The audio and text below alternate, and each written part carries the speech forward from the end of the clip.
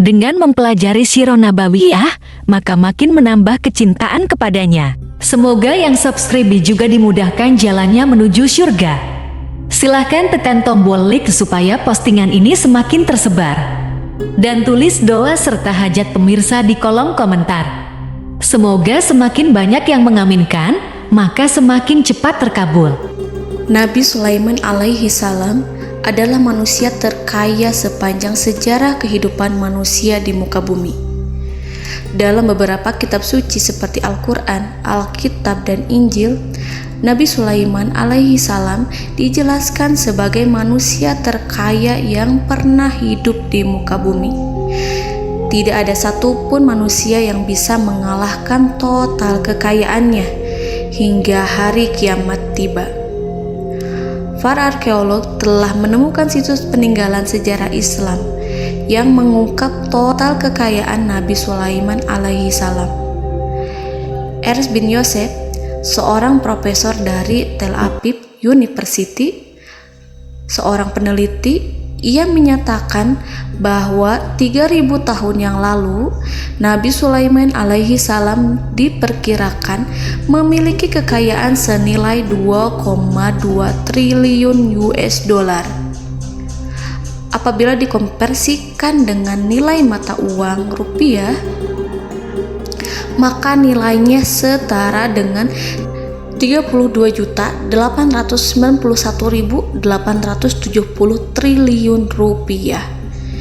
Nilai itu berkali-kali lipat lebih banyak dari total kekayaan negara Indonesia yang hanya mencapai 11.454 triliun per 30 Desember 2021. Nabi Sulaiman alaihi salam memiliki beberapa mukjizat. Di antaranya adalah dapat berbicara dengan bahasa binatang. Beliau dapat memerintah mereka untuk melakukan sesuatu. Beliau juga dapat mengendalikan besar kecilnya tekanan angin dan dapat mengatur ke arah mana angin akan berhembus. Sehingga dengan itu Nabi Sulaiman dapat memanfaatkan angin sebagai kendaraannya dan juga kendaraan tentaranya. Nabi Sulaiman juga bisa melunakkan besi dan membentuknya menjadi pakaian perang yang anti tusukan senjata tajam. Nabi Sulaiman juga memimpin para jin. Mereka tunduk dan patuh pada perintah Nabi Sulaiman alaihi salam. Tidak hanya setan, iblis laknatullah yang merupakan makhluk pembangkang dapat dibuat tunduk bertekuk lutut pada perintah-perintah Nabi Sulaiman. Nabi Sulaiman bisa melakukan teleportasi, yaitu berpindah dari suatu tempat ke tempat yang lain dalam waktu singkat. Peristiwa itu dibuktikan dengan pemindahan singgasana Ratu Balqis atas perintah Nabi Sulaiman. Nabi Sulaiman dikenal sebagai raja yang adil dan bijaksana. Nabi Sulaiman diberkahi kecerdasan yang luar biasa untuk menyatupadukan segenap kekuatan yang Allah berikan kepadanya. Ia mengelola dan membawa kerajaannya menjadi kekuatan raksasa yang tak terkalahkan di masanya dengan segenap kemampuan yang dimilikinya. Tentara Nabi Sulaiman adalah tentara terkuat di bumi tanpa ada yang menandingi. Pertanyaan mendasar yang muncul kali ini adalah dari mana sumber kekayaan dan kekuatan Nabi Sulaiman alaihi salam? Untuk mendapat jawaban dari pertanyaan itu, simak video ini sampai akhir. Sebelum itu, mari bantu channel ini terus berkembang dengan cara subscribe dan nyalakan tanda loncengnya. Berikan komentar yang positif dan berikan like serta share video ini. Bismillahirrahmanirrahim. Sungguh kami benar-benar telah menganugerahkan ilmu kepada Daud dan Sulaiman. Keduanya berkata, segala puji bagi Allah yang melebihkan kami dari kebanyakan hamba-hambanya yang mukmin. Sulaiman telah mewarisi Daud dan dia berkata, wahai manusia, kami telah diajari untuk memahami bahasa burung dan kami dianugerahi segala sesuatu. Sesungguhnya, semua ini benar-benar karunia yang nyata. Quran Surat An-Naml ayat 15-16. Saudara-saudaraku yang dirahmati Allah, pada ayat di atas disebutkan bahwa Sulaiman telah mewarisi Daud. Nabi Sulaiman mewarisi Nabi Daud dalam sisi kenabian dan kekuasaan, bukan mewarisi harta, karena para nabi tidak mewariskan harta. Sebab sepeninggalan mereka, harta para nabi menjadi sedekah bagi orang-orang yang ada di sekitarnya, yaitu orang-orang fakir dan orang-orang yang membutuhkan. Dan harta para nabi tidak dikhususkan bagi kalangan keluarganya. Rasulullah Shallallahu Alaihi Wasallam bersabda, "Kami para nabi tidak mewariskan." Nabi Sulaiman mewarisi kenabian dari Nabi Daud. Ini adalah hal yang jelas. Allah telah memilihnya sebagai nabi dari Bani Israel. Begitu juga Allah telah memberinya kekuasaan kerajaan sehingga ia menjadi pemimpin Bani Israel. Barangkali sesuatu yang paling penting yang diwarisi oleh Nabi Sulaiman dari Nabi Daud adalah tradisi militer. Kemajuan militer yang dahsyat telah berpindah kepada Nabi Sulaiman. Nabi Daud sebenarnya adalah seorang pengembala kambing yang sangat miskin, tetapi seiring dengan perjalanan waktu, ia menjadi komandan pasukan tiada tanding. Nabi Daud alaihi salam mengetahui bahwa kekuatan hakiki yang mengatur alam semesta adalah kekuatan Allah. Ketika Nabi Daud mengelurkan tangannya dan memegang potongan batu, lalu beliau melemparkannya dengan ketepel ke arah Jalut, kepala Jalut retak dan ambruk menghantam tanah. Ini sebagai bentuk demonstrasi kekuatan darinya. Kehadiran Nabi Daud mengubah pasukan Bani Israel, di mana mereka sebelumnya lari jika berhadapan dengan musuh. Maka kini keberadaan mereka mulai diperhitungkan di masa hidupnya. Nabi Daud mengalami peperangan yang sangat banyak, tapi Al-Quran tidak menceritakan secara terperinci. Hal itu dikarenakan karena Al-Quran adalah kitab dakwah di jalan Allah, bukan kitab sejarah. Al-Quran hanya menceritakan di dalam Al-Quran surat Shad ayat 20, "Dan kami kuatkan kerajaannya, kerajaan Daud." Ayat tersebut berarti bahwa Nabi Daud belum terkalahkan dalam peperangan yang diikutinya. Di samping dukungan yang Allah berikan kepadanya, juga pasukan dan rakyatnya, di mana mereka adalah orang-orang yang bertauhid, menyerahkan diri kepada Allah. Allah Subhanahu wa Ta'ala mengajarkan kepada Nabi Daud hal-hal yang menjadikan pasukannya memiliki keistimewaan yang dengannya mereka dapat mengalahkan pasukan-pasukan lain, pasukan-pasukan besar yang ada di bumi pada saat itu. Allah Subhanahu wa Ta'ala berfirman dalam surat Saba ayat 10, "Dan kami telah melunakkan besi untuknya." Baju besi mungkin akan menjadi masalah dalam benak kita. Ketika orang-orang yang berperang, baju besi cukup mengganggu gerakan mereka.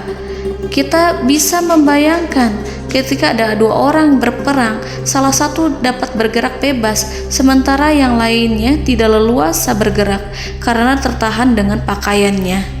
Namun, dengan kekuasaan Allah, Nabi Daud dapat melunakkan besi dan membuat baju besi yang ringan, yang mudah untuk digunakan. Ini adalah kemajuan penting yang Allah berikan kepada Nabi Daud dan tentaranya.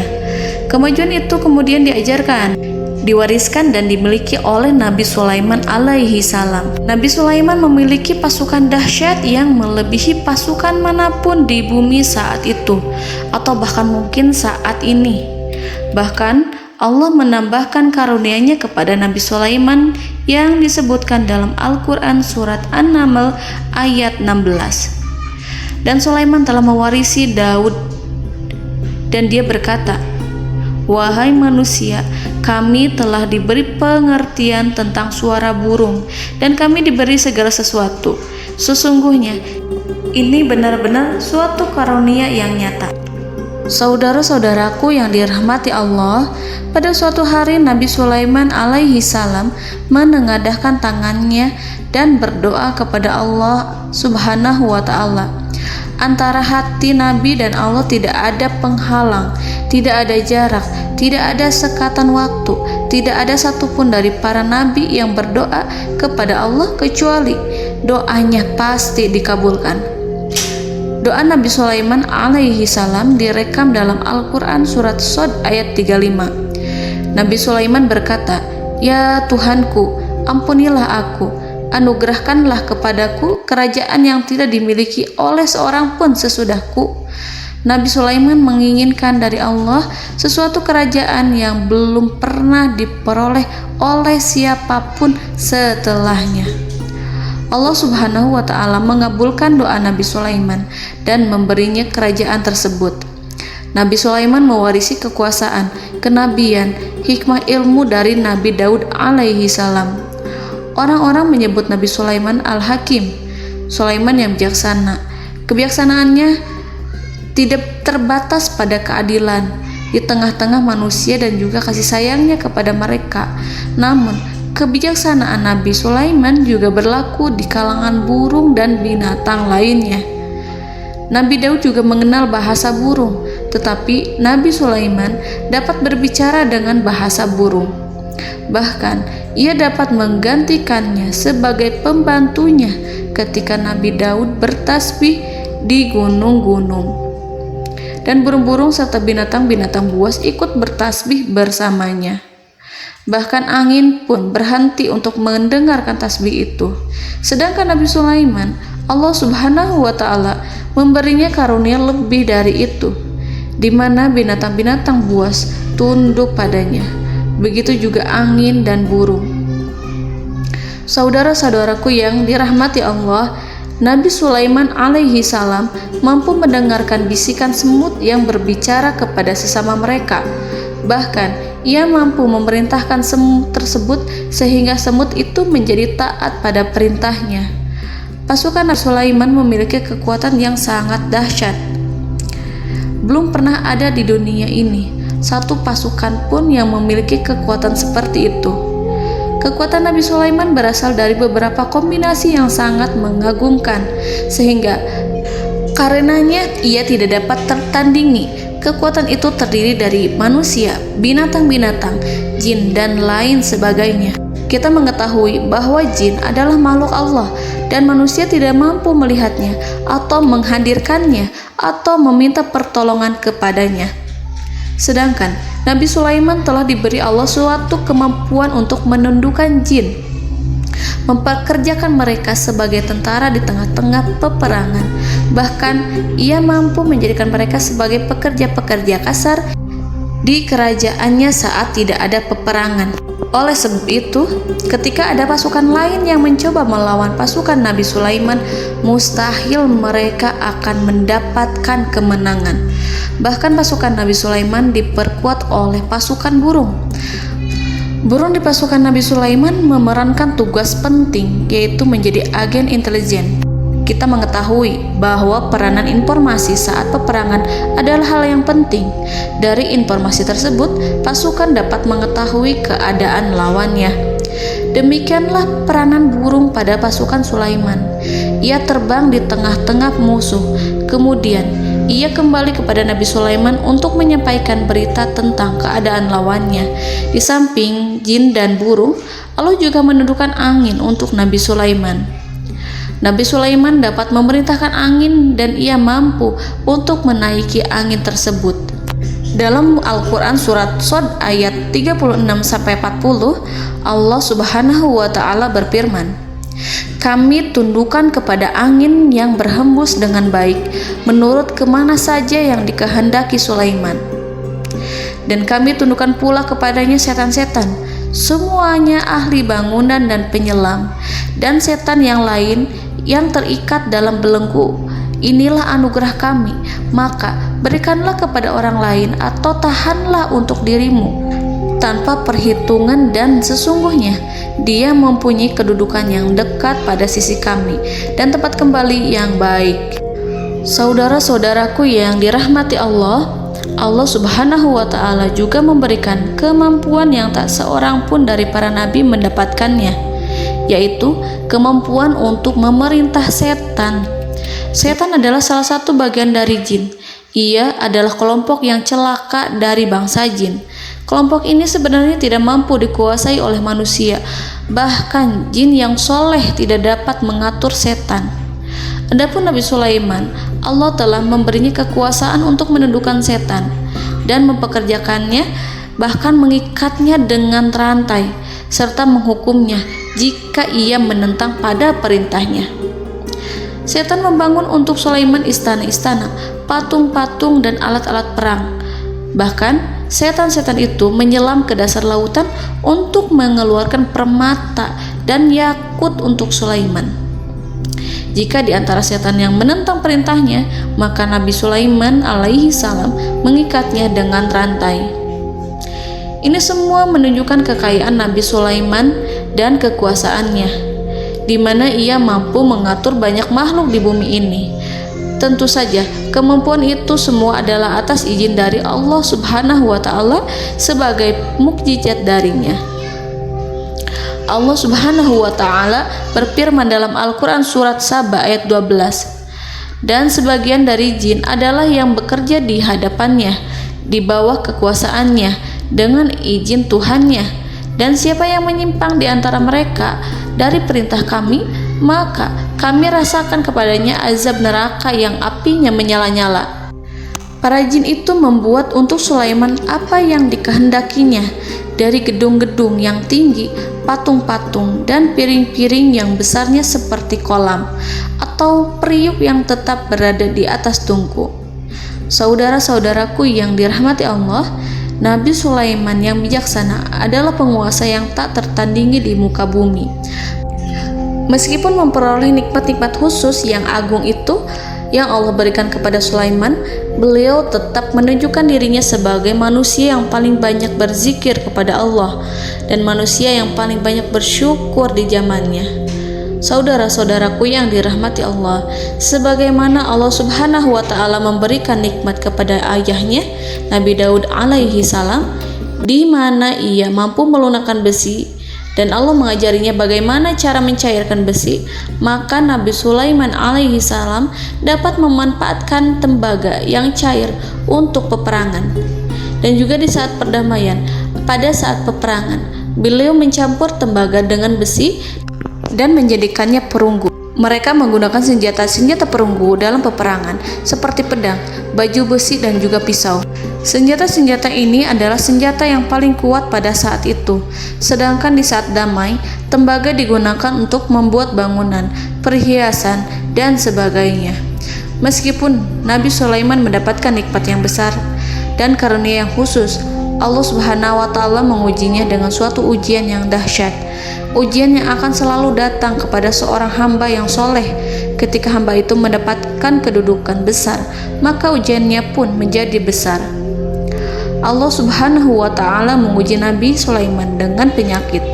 Diceritakan oleh Fahru Roji, Nabi Sulaiman diuji dengan suatu penyakit yang keras, di mana kedokteran saat itu tidak dapat dan tidak mampu mengatasinya. Sakitnya Nabi Sulaiman sangat keras sehingga para dokter dari kalangan manusia ataupun jin tidak mampu menghilangkan penyakit itu. Lalu burung-burung menghadirkan rumput-rumput yang dianggapnya sebagai obat, tetapi Nabi Sulaiman tak kunjung sembuh. Semakin hari penyakit Nabi Sulaiman semakin menjadi-jadi, sehingga ketika Nabi Sulaiman duduk di atas kursi, ia duduk bagaikan tubuh tanpa roh. Seakan-akan ia mati karena saking kerasnya penyakit yang dideritanya. Sakit yang diderita oleh Nabi Sulaiman alaihi salam berlangsung sangat lama. Namun Nabi Sulaiman tidak henti-hentinya berzikir. Ia meminta kesembuhan kepada Allah serta beristighfar pada Allah dan mengungkapkan rasa cinta kepadanya. Selesailah ujian Allah terhadap hambanya Nabi Sulaiman. Beliau pun sembuh. Nabi Sulaiman merasakan kembali kesehatannya setelah ia mengetahui segala kejayaan dan segala kekuasaan serta segala kebesarannya tidak lagi mampu menghilangkan penyakit yang dideritanya kecuali jika Allah menghendaki. Saudara-saudaraku yang dirahmati Allah, Nabi Sulaiman telah membangun tempat ibadah, tempat sujud, sehingga manusia menyembah Allah di dalamnya. Orang-orang yang membangunnya berjumlah puluhan ribu orang. Tentu setiap kelompok dari mereka memiliki pekerjaan masing-masing. Di antara mereka ada yang mencairkan tembaga, di antara mereka ada yang tukang pahat, ada yang tukang ukir, ada yang membelah batu, ada yang memotong kayu, ada yang mendatangkan rumput-rumput dari Libanon, ada yang mendatangkan emas dan menjadikannya lempengan-lempengan yang mengkilat untuk menutupi kayu, serta untuk melapisi dinding-dinding. Bahkan golongan jin pun membantu membangun tempat tersebut, tentu dengan perintah dan bimbingan Nabi Sulaiman. Mereka membuat patung-patung yang besar, membuat bejana yang besar untuk tempat makan para tentara dan pekerja, yaitu bejana seperti gunung. Karena saking berat dan besarnya, mereka juga membuat tempat-tempat minum yang besarnya seperti kolam. Nabi Sulaiman mengawasi para pekerjanya dan juga mengurusi masyarakatnya, di mana beliau mengenali problem mereka dan berusaha memecahkannya. Beliau juga mengawasi pasukan dari kalangan binatang dan burung. Beliau mengetahui apabila ada satu di antara mereka yang tidak datang, kemana ia pergi, serta mengapa ia pergi. Nabi Sulaiman menguasai pengetahuan itu semua. Nabi Sulaiman bukan hanya mengetahui problem tentara-tentaranya dari kalangan manusia ataupun tentaranya dari kalangan burung, namun ia juga menunjukkan kasih sayang terhadap semut, di mana beliau mendengar bisikannya dan tidak suka untuk menginjaknya. Nabi Sulaiman selalu menundukkan kepalanya ke bumi sebagai bentuk rasa rendah diri dan syukur kepada Allah. Pada suatu hari, Nabi Sulaiman alaihi salam berjalan di depan tentaranya, dan tiba-tiba ia mendengar suara semut yang berkata kepada temannya dari kalangan semut. Hal itu terekam dalam Al-Quran surat An-Nahl ayat 18-19. Wahai semut-semut, masuklah ke dalam sarang-sarangmu agar kamu tidak terinjak oleh Sulaiman, sedangkan mereka tidak menyadarinya. Nabi Sulaiman alaihi salam tersenyum mendengar itu, dan ia berdoa, "Ya Allah, ya Tuhanku, berilah aku ilham untuk tetap mensyukuri nikmat-Mu yang telah Engkau anugerahkan kepadaku dan kepada kedua orang ibu bapakku, dan untuk mengerjakan amal soleh yang Kau ridhoi, dan masukkanlah aku ke dalam rahmat-Mu, ke dalam golongan hamba-hamba-Mu yang soleh."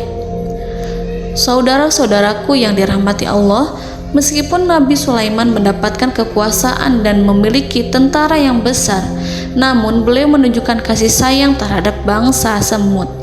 Beliau mendengarkan bisikannya dan melihat semut yang ada di depannya. Oleh karena itu, tak mungkin baginya untuk menginjak golongan semut itu. Nabi Sulaiman bersyukur kepada Allah telah memberinya nikmat, yaitu nikmat rahmat dan kasih sayang. Di samping itu, Nabi Sulaiman alaihi salam adalah orang paling kaya di dunia. Istananya terbuat dari kayu gaharu yang memiliki wangi harum.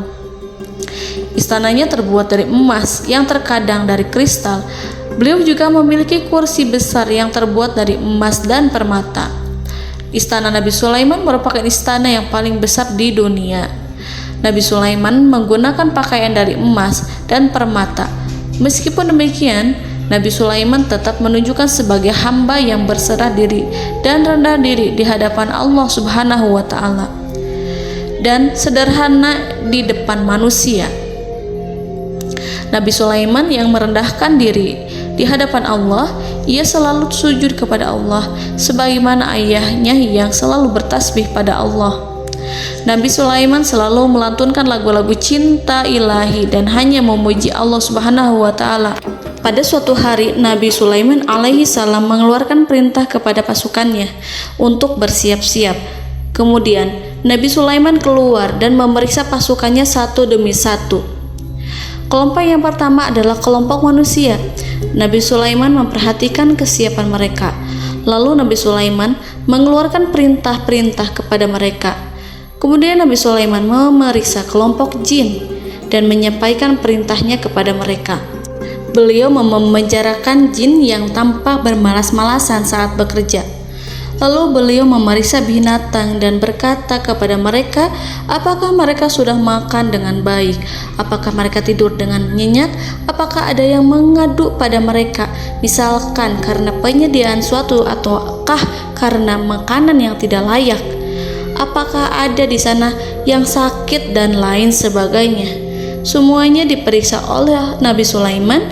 Ketika Nabi Sulaiman merasa puas dengan semuanya, Nabi Sulaiman memasuki tenda tempat berkumpulnya para burung. Nabi Sulaiman alaihissalam kemudian memasuki tenda tersebut, mengamati keadaan di sekitarnya, sehingga beliau mengetahui bahwa ada satu burung yang tidak hadir, yaitu burung hudhud. Nabi Sulaiman berkata yang diabadikan dalam Quran surat An-Naml ayat 20. Mengapa aku tidak melihat burung hudhud? Burung-burung yang lain tampak terdiam sebagai penghormatan, dan mereka mendengarkan apa yang akan dikatakan pemimpin mereka. Nabi Sulaiman mengarahkan pandangannya pada semua burung dan tidak menemukan burung hudhud di antara mereka. Tak seekor burung pun yang mengetahui keberadaannya. Burung hudhud absen pada apel wajib kali ini. Nabi Sulaiman mulai menampakkan kemarahannya. Tiba-tiba, seekor burung kecil memberanikan diri untuk berkata kepada Nabi Sulaiman, "Wahai Nabi yang mulia, seharusnya hudhud ada bersamaku kemarin untuk melaksanakan tugas penyelidikan. Ia adalah pemimpin misi, namun burung hudhud belum datang. Oleh karena itu aku tidak pergi bersamanya." Burung itu tampak gemetar. Nabi Sulaiman mengetahui bahwa hudhud tidak hadir dan tak seorang pun mengetahui kemana ia pergi. Burung hudhud pergi tanpa izin terlebih dahulu. Dalam keadaan marah, Nabi Sulaiman berkata, "Sungguh aku benar-benar akan mengazabnya dengan azab yang sangat keras, atau benar-benar menyembelihnya, kecuali jika ia benar-benar datang kepadaku dengan alasan yang jelas." Kawanan burung-burung yang mengetahui bahwa Nabi Sulaiman sedang marah dan telah menetapkan untuk menyiksa burung hudhud atau menyembelihnya, atau justru memaafkannya dengan syarat ia datang dengan membawa alasan yang dapat menyelamatkannya, atau dengan kata lain, burung hudhud dapat memastikan bahwa ia melaksanakan tugas yang penting. Nabi Sulaiman menunjukkan kemarahan yang besar sehingga siapapun akan merasa takut kepada Nabi Sulaiman yang marah. Seekor burung tampak gemetar, ketakutan melihat kemarahan Nabi Sulaiman. Lalu beliau mengulurkan tangannya ke burung itu dan memegang-megang kepalanya, sehingga burung itu pun merasa tenang dan rasa takutnya hilang. Nabi Sulaiman kemudian pergi dari tempat burung tersebut. Nabi Sulaiman masih memikirkan keadaan burung hudhud. Seharusnya burung hudhud menjadi bagian penting dari badan intelijen. Apakah ia pergi untuk menyingkap suatu, atau apakah ia pergi hanya untuk bermain-main?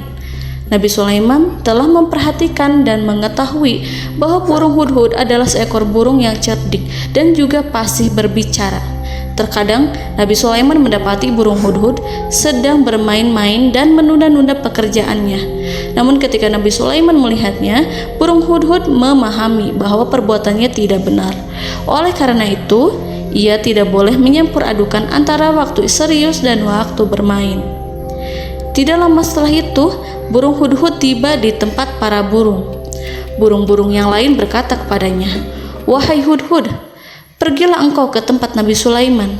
Jika ia mengetahui bahwa engkau telah sampai, jiwamu benar-benar terancam." Mendengar itu, burung hudhud segera beranjak. Ia terbang menemui Nabi Sulaiman. Pada waktu itu, Nabi Sulaiman sedang duduk bersama tentaranya yang lain. Burung hudhud berdiri. Ia telah merencanakan untuk memulai pembicaraan dengan Nabi Sulaiman sebelum Nabi Sulaiman bertanya kepadanya kemana dia pergi.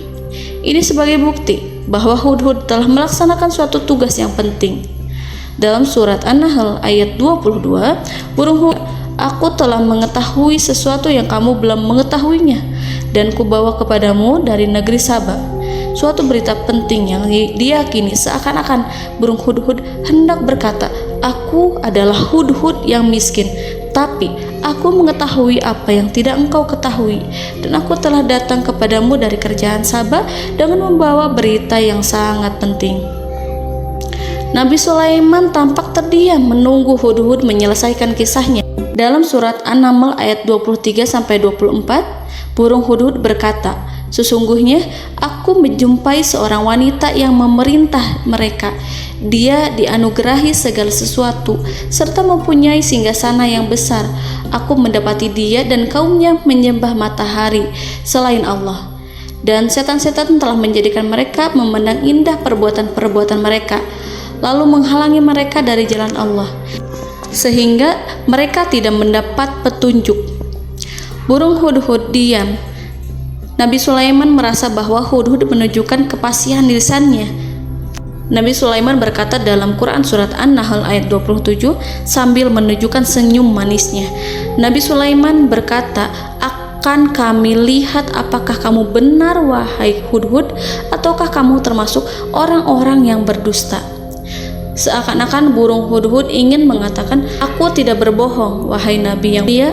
Namun diamnya Sulaiman membuat takut sehingga burung Hudhud terdiam. Nabi Sulaiman terdiam karena berpikir, lalu ia memutuskan sesuatu setelah itu. Beliau melihat kepada lainnya dan meminta secari kertas dan pena.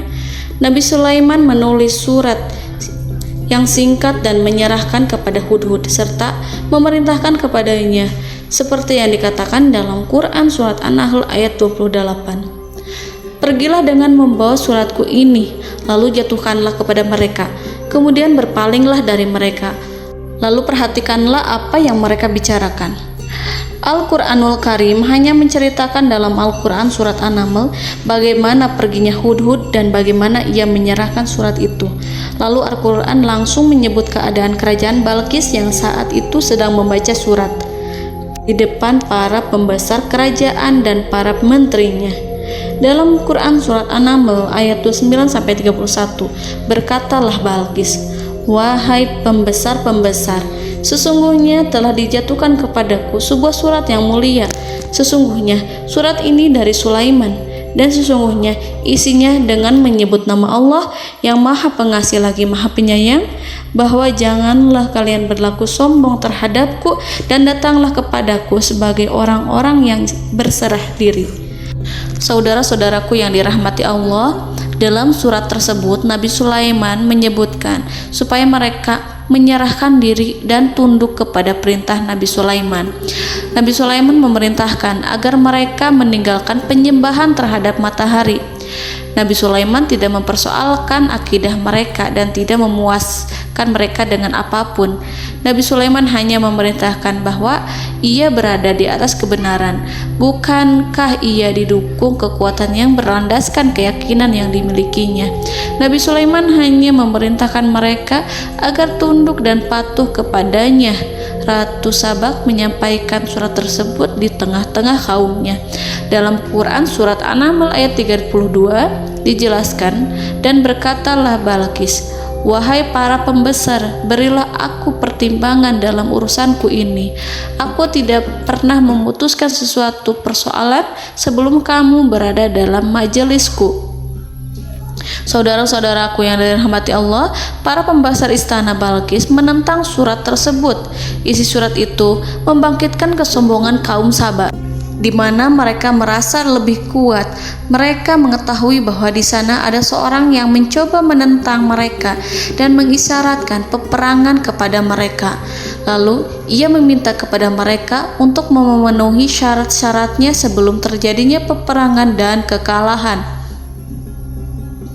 Dalam surat An-Nahl ayat 33, mereka menjawab, "Kita adalah orang yang memiliki kekuatan dan juga memiliki keberanian yang sangat besar dalam peperangan, dan keputusan berada di tanganmu, wahai ratuku. Maka pertimbangkanlah apa yang akan kamu perintahkan." Saudara-saudaraku yang dirahmati Allah, para pembesar kaum Saba seakan ingin berkata, "Kita siap untuk melaksanakan perang." Tampaknya ratu itu memiliki kebijakan yang lebih baik dari pembesar kaumnya. Surat Sulaiman itu membuatnya berpikir lebih jernih dan lebih berhati-hati. Ia berusaha sebisa mungkin menghindari peperangan. ratu itu berpikir dalam tempo yang lama. Nama Sulaiman tidak diketahuinya dan ia pun belum pernah mendengarnya. Oleh karena itu, Ratu kaum Saba tidak mampu mengetahui dan mendeteksi seberapa besar kekuatan Nabi Sulaiman. Boleh jadi Nabi Sulaiman memiliki kekuatan yang dahsyat, sehingga ia mampu memerangi kekuasaannya dan mengalahkannya. Kemudian Ratu memperhatikan apa yang ada di sekelilingnya.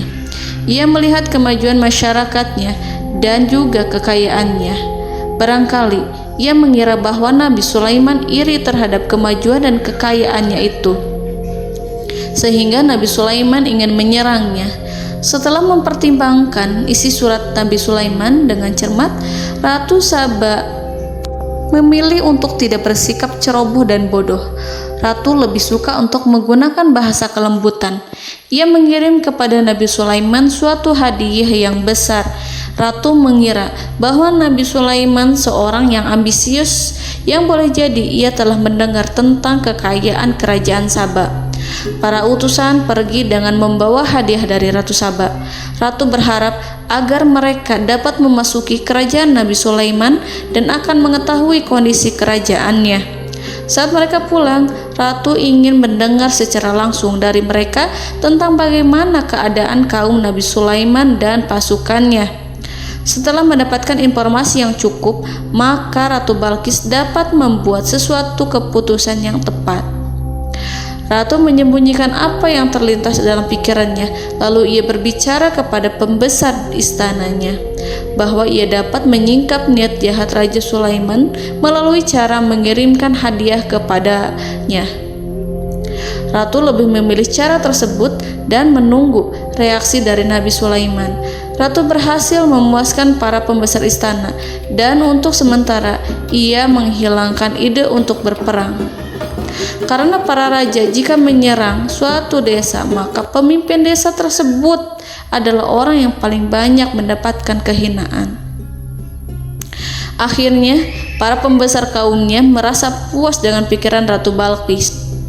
Saudara-saudaraku yang dirahmati Allah, dalam surat An-Naml ayat 34-35 dijelaskan, Ratu Balqis berkata, "Sesungguhnya raja-raja apabila memasuki suatu negeri, niscaya mereka akan membinasakannya dan menjadikan penduduknya yang mulia menjadi hina.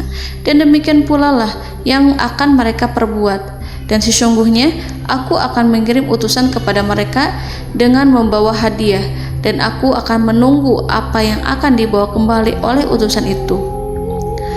Kemudian sampailah hadiah dari Ratu Balqis kepada Nabi Sulaiman. Para intelijen Nabi Sulaiman memberitahunya bahwa utusan Balqis datang dengan membawa hadiah. Nabi Sulaiman langsung mengetahui bahwa Ratu Balqis itu sengaja mengirim orang-orangnya untuk mengetahui atau untuk mendapatkan informasi tentang kekuatannya. Lalu setelah itu ia akan mengambil keputusan atau mengambil sikap kepada kerajaan Sulaiman. Nabi Sulaiman segera memanggil semua pasukannya untuk berkumpul. Utusan Balqis segera memasuki istana Nabi yang dipenuhi dengan pasukan yang besar bersenjata. Melihat itu, utusan Ratu Balqis tercengang dan terkejut ketika mereka melihat kekayaan yang mereka bawa tidak ada apa-apanya dibandingkan dengan kerajaan Nabi Sulaiman. Hadiah mereka tampak tidak berarti. Emas yang mereka bawa tampak tidak memiliki makna saat mereka memasuki istana Nabi Sulaiman yang terbuat dari kayu-kayu pohon gaharu yang mengeluarkan bau yang harum serta dihiasi dengan emas permata. Para utusan Ratu Balqis berdiri bersama Nabi Sulaiman dan menyaksikan bagaimana Nabi Sulaiman mengendalikan pasukannya. Kemudian mereka mulai berpikir tentang kekuatan dan kualitas pasukan Nabi Sulaiman. Betapa kagetnya mereka ketika melihat di tengah-tengah pasukan itu terdapat singa, burung, dan tentara dari kalangan manusia yang mampu terbang. Mereka pun sadar bahwa mereka di hadapan pasukan yang tiada tandingannya. Selesailah demonstrasi pasukan Nabi Sulaiman. Kemudian para utusan ratu dipersilahkan maju ke tempat hidangan makanan. Para utusan itu sangat terkejut ketika melihat berbagai macam makanan dari penjuru dunia ada di depannya. dan di antara makanan itu terdapat pula makanan yang biasa ditemukan di negeri mereka. Tetapi mereka melihat bahwa makanan itu memiliki rasa yang lebih istimewa. Selain itu, piring-piring yang ada di depan mereka dan dijadikan tempat makan tersebut terbuat dari emas, dan mereka dilayani oleh laki-laki yang berhias dengan emas. Di meja makan itu terdapat burung, ikan laut, dan berbagai macam daging yang mereka tidak mampu lagi membedakan daging apa itu. Nabi Sulaiman tidak makan bersama mereka, tapi beliau makan dengan menggunakan piring yang terbuat dari kayu. Beliau memakan roti yang kering yang dicampur dengan minyak. Inilah makanan yang dipilih Nabi Sulaiman. Makan bersama mereka dalam keadaan diam, mereka merasa kehadiran Nabi Sulaiman menciptakan suatu wibawa yang luar biasa. Selesai perjamuan itu, lalu dengan sangat malu mereka menyerahkan hadiah dari Ratu Balqis kepada Nabi Sulaiman. Hadiah itu berupa emas yang bagi mereka hadiah itu sangat bernilai tinggi. Tapi di sini hadiah itu tampak kecil di hadapan kekayaan-kekayaan Nabi Sulaiman yang sangat mengagumkan. Nabi Sulaiman memperhatikan hadiah dari Ratu Balqis itu dan berkata dalam Quran surat An-Naml ayat 36. Maka tatkala utusan itu sampai pada Sulaiman, Sulaiman berkata, "Apakah patut kamu menolong aku dengan harta?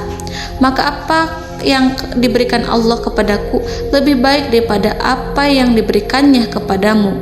Tetapi kamu merasa bangga dengan hadiahmu." Saudara-saudaraku, Raja Sulaiman menyingkap dengan kata-katanya yang singkat itu penolakannya terhadap hadiah mereka. Ia memberitahu utusan itu bahwa ia tidak menerima hadiah tersebut.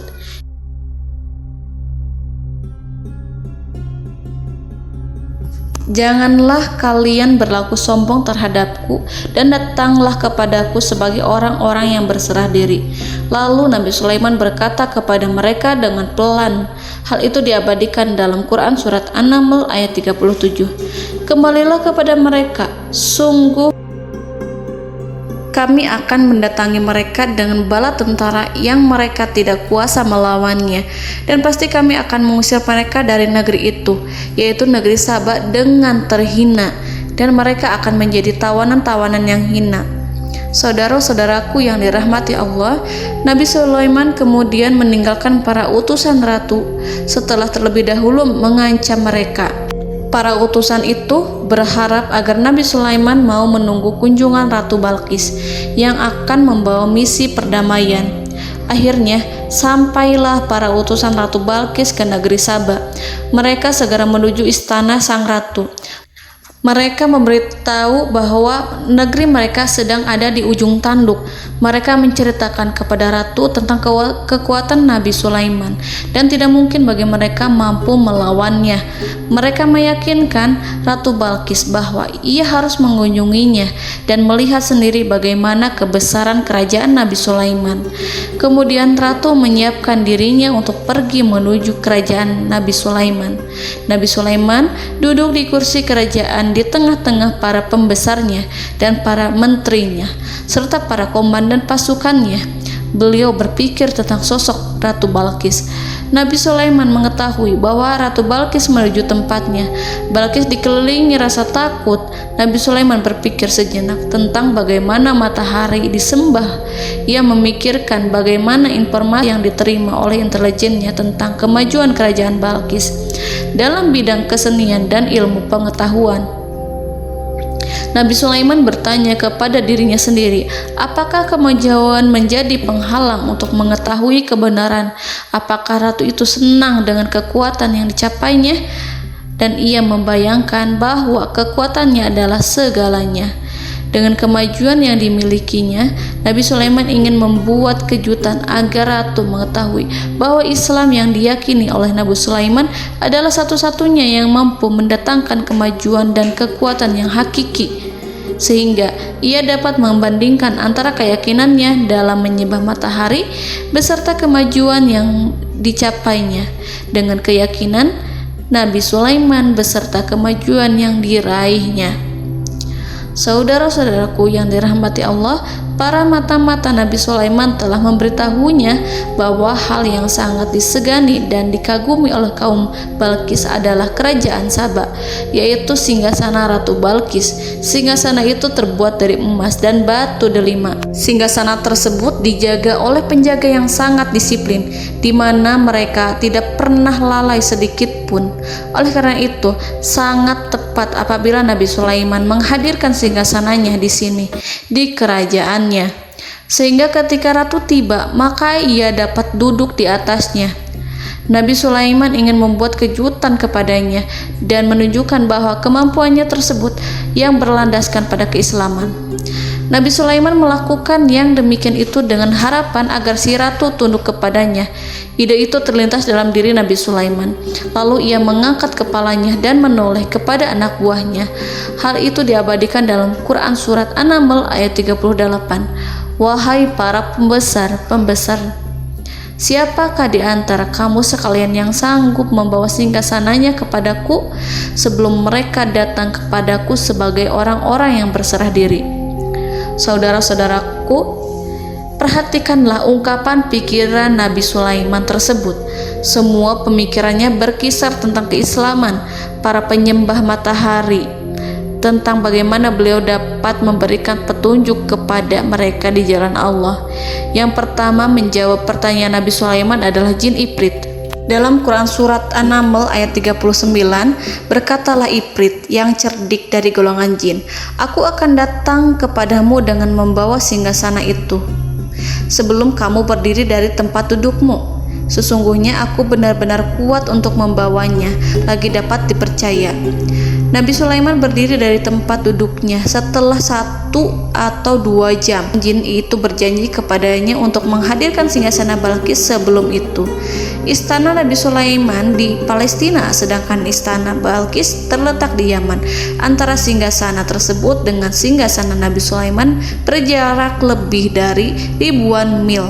Barangkali pesawat yang cepat sekalipun yang kita kenal hari ini tidak akan mampu membawa dan mendatangkan istana itu dalam waktu 1 jam. Tetapi masalahnya di sini berhubung dengan kekuatan jin yang serba misterius, Nabi Sulaiman tidak mengomentari sedikit pun terhadap apa yang dikatakan oleh Ifrit. Nabi Sulaiman tapak menunggu tanggapan dari yang lain yang mampu menghadirkan singgasana Balkis yang lebih cepat dari jin Ifrit. Nabi Sulaiman menoleh kepada seorang di sana yang duduk di atas naungan. Hal itu diceritakan dalam Quran Surat An-Naml ayat 40. Berkatalah seorang yang mempunyai ilmu dari Alkitab, aku akan membawa singgasana itu kepadamu sebelum matamu berkedip. Maka tatkala Sulaiman melihat singgasana itu terletak di hadapannya, ia pun berkata, ini termasuk karunia Tuhanku untuk memuji aku. Apakah aku akan bersyukur atau mengingkari nikmatnya? Dan barang siapa yang bersyukur, maka sesungguhnya dia bersyukur untuk kebaikan dirinya sendiri. Dan barang siapa yang ingkar, maka sesungguhnya Tuhanku maha kaya lagi maha mulia. Saudara-saudaraku, belum lama seorang yang mempunyai ilmu dari Alkitab menyatakan kalimatnya, sehingga singgasana itu tiba-tiba ada di depan Nabi Sulaiman yang mampu menghadirkan singgasana itu lebih cepat dari kedipan mata. Al-Quranul Karim tidak menyingkap kepribadian seorang yang menghadirkan singgasana itu. Al-Quran hanya menggarisi bahwa orang itu mempunyai ilmu dari Alkitab. Al-Quran tidak menjelaskan kepada kita apakah ia seorang malaikat ataukah manusia ataukah jin. Al-Quran sengaja tidak menyingkap informasi tersebut. Saudara-saudaraku yang dirahmati Allah, setelah melihat singgasana itu, Nabi Sulaiman bersyukur kepada Allah. Ia mulai memperhatikan singgasana sang ratu. Singgasana tersebut merupakan simbol pembangunan dan juga kemajuan, tetapi tampaknya ia hanya sesuatu yang biasa saja jika dibandingkan dengan kekuasaan dan kebesaran ciptaan yang dibuat oleh manusia dan jin di kalangan istana Nabi Sulaiman. Nabi Sulaiman memikirkan dalam tempo yang lama singgasana Ratu Balkis itu. Kemudian beliau memerintahkan agar singgasana itu diperbaiki, sehingga saat Ratu Balkis datang, Nabi Sulaiman akan mengujinya apakah Ratu Balkis dapat mengenali singgasananya ataukah tidak. Dalam Al-Quran surat An-Naml ayat 41, Nabi Sulaiman berkata, "Ubahlah baginya singgasananya, maka kita akan melihat apakah dia mengenal ataukah dia termasuk orang-orang yang tidak mengenalnya." Saudara-saudaraku yang dirahmati Allah, Nabi Sulaiman memerintahkan agar dibangun istana yang akan digunakan untuk menyambut Ratu Balqis. Nabi Sulaiman memilih tempat di laut dan ia memerintahkan agar dibangun suatu istana di mana sebagian besar terdiri dari air laut. Nabi Sulaiman memerintahkan agar lantainya itu terbuat dari kaca yang tebal dan kuat, sehingga orang-orang yang berjalan di atas istana itu akan dapat melihat di bawahnya ada ikan-ikan yang berwarna-warni yang berenang-renang ke sana kemari, dan mereka akan melihat rumput-rumput laut yang bergerak-gerak. Akhirnya, selesailah pembangunan istana itu. Saking bersihnya kaca lantainya sehingga tampak di sana tidak ada kaca. Burung hudhud memberitahu Nabi Sulaiman bahwa Ratu Balqis telah sampai di dekat kerajaannya. Kemudian Ratu Balqis datang. Al-Quran tidak menyebutkan keadaan Nabi Sulaiman saat menyambut Balqis, namun Al-Quran menunjukkan dua sikap Ratu Balqis ketika pertama kali datang. Yang pertama, bagaimana sikap Ratu Balqis ketika pertama kali melihat singgasananya yang datang mendahuluinya, padahal ia telah meninggalkan pengawalnya untuk setia menjaga singgasana itu. Keadaan kedua adalah keadaan ketika di depan istana yang dibangun untuk menyambut Ratu Balqis. Istana itu penuh dengan permata dan banyak ikan berenang di bawahnya. Dalam Quran surat An-Naml ayat 42 dijelaskan, dan ketika Balqis datang, ditanyakanlah kepadanya, "Serupa inikah singgasanamu?" Balqis menjawab, "Seakan-akan singgasana ini adalah singgasanaku. Kami telah diberi pengetahuan sebelumnya dan kami adalah orang-orang yang berserah diri." Saudara-saudaraku, pada dialek di atas, Balqis melihat singgasananya dan ia tercengang saat mengetahui bahwa itu adalah singgasana miliknya. Namun kemudian ia mulai ragu karena melihat tidak sepenuhnya itu singgasana miliknya. Jika itu benar-benar miliknya, lalu bagaimana ia datang mendahuluinya? Dan bila bukan singgasananya, maka bagaimana Sulaiman dapat meniru sepersis dan seteliti itu? Padahal Sulaiman tidak pernah sekalipun ke kerajaannya.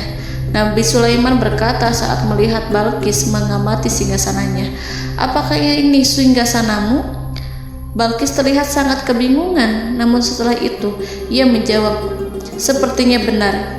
Nabi Sulaiman berkata, "Kami telah diberi ilmu sebelumnya dan kami sebagai orang-orang muslim."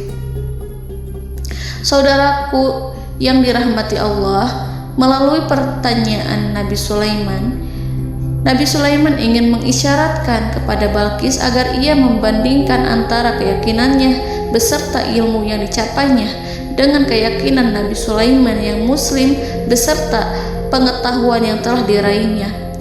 Penyembahan terhadap matahari dan pencapaian ilmu yang dicapai oleh Ratu Balqis tanpa tidak ada apa-apanya dibandingkan dengan ilmu Nabi Sulaiman dan keislamannya. Nabi Sulaiman telah mendahuluinya dalam bidang ilmu karena keislamannya. Karena itu, sangat mudah baginya untuk mengungguli Balqis dalam ilmu-ilmu yang lainnya. Demikianlah yang disyaratkan dalam pertanyaan Nabi Sulaiman kepada Ratu Balqis. Ratu Saba itu mengetahui bahwa ini adalah singgasananya, di mana singgasana itu datang lebih dahulu daripada dirinya. Beberapa bagian darinya telah diubah saat Balqis masih di perjalanan menuju ke tempat Nabi Sulaiman. Ia berpikir kemampuan apa yang dimiliki Nabi Sulaiman. Ratu Balqis tercengang melihat apa yang disaksikannya, yang berupa buah dari keimanan Nabi Sulaiman dan hubungannya dengan Allah Subhanahu wa Ta'ala. Sebagaimana Balqis juga tercengang ketika melihat kemajuan di bidang ilmu pembangunan, seni, dan ilmu-ilmu yang lainnya. Maka ia tidak lebih kagum lagi saat melihat hubungan yang kuat antara keislaman Nabi Sulaiman dengan ilmunya serta kemajuan yang diraihnya.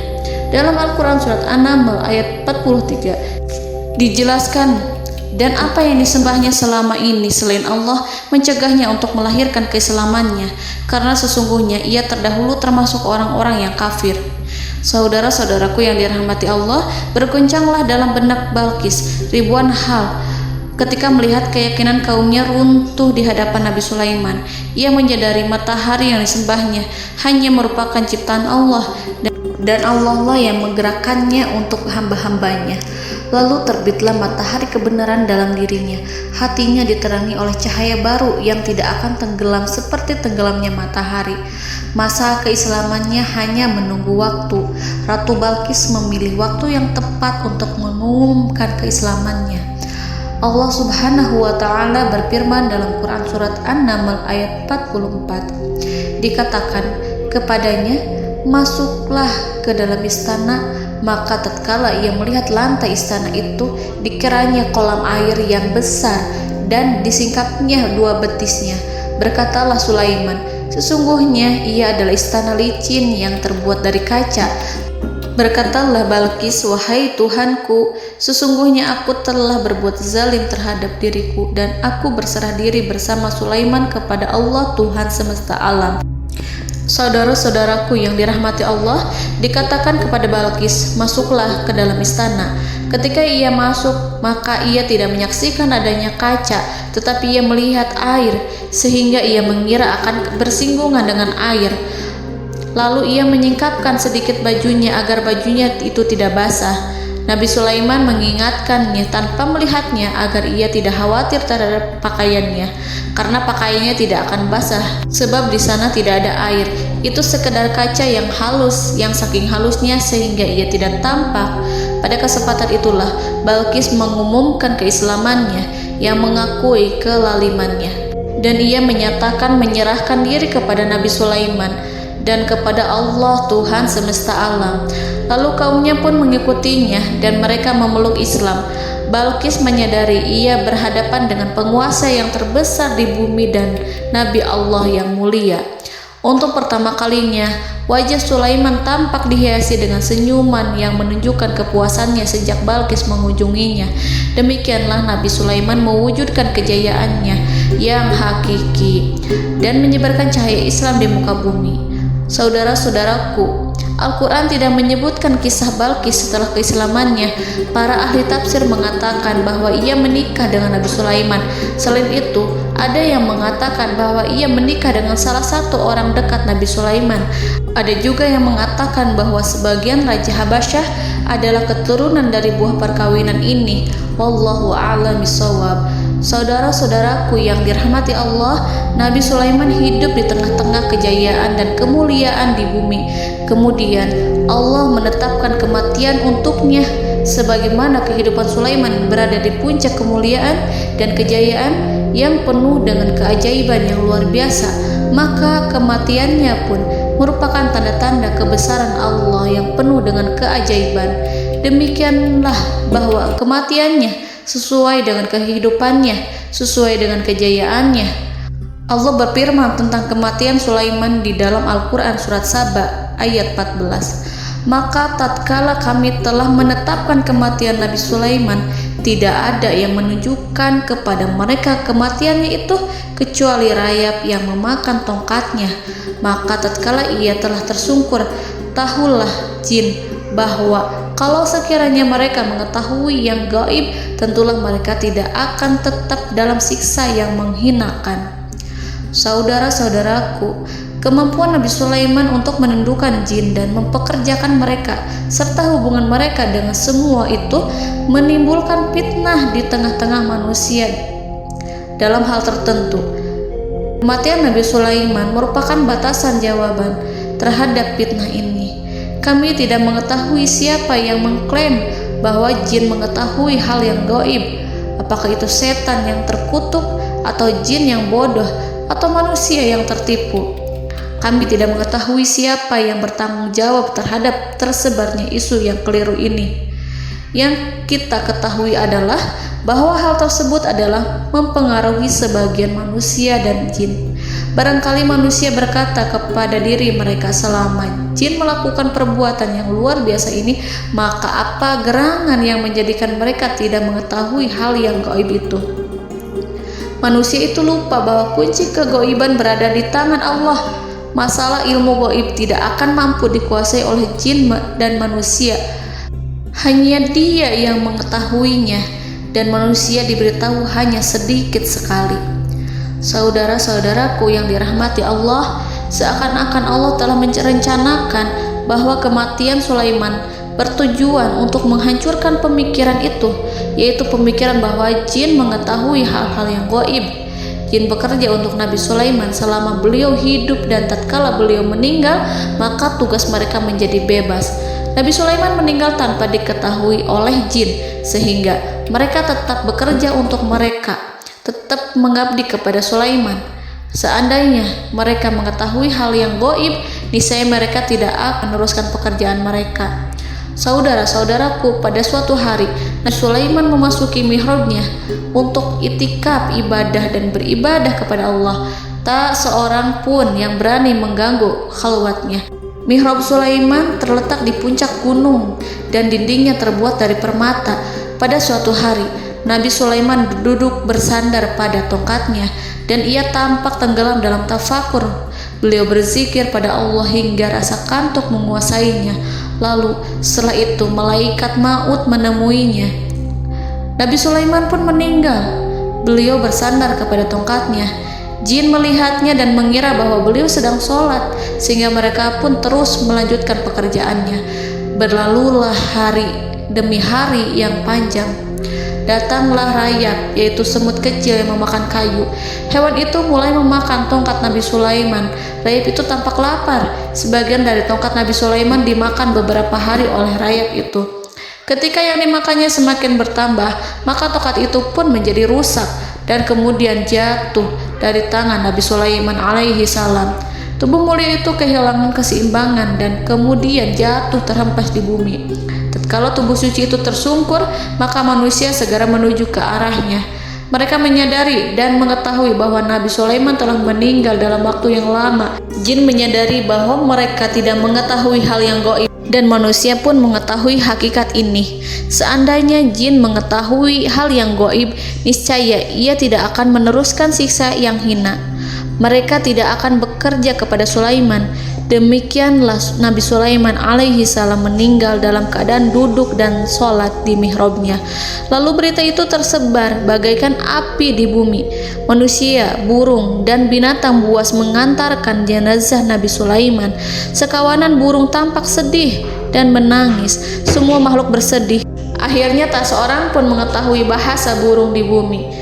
Meninggallah seorang yang memahami pembicaraan burung, binatang-binatang, jin, dan lain sebagainya. Burung-burung itu berkata, betapa beratnya kehidupan di tengah orang-orang yang tidak mengetahui pembicaraan kita. Allahu a'lam.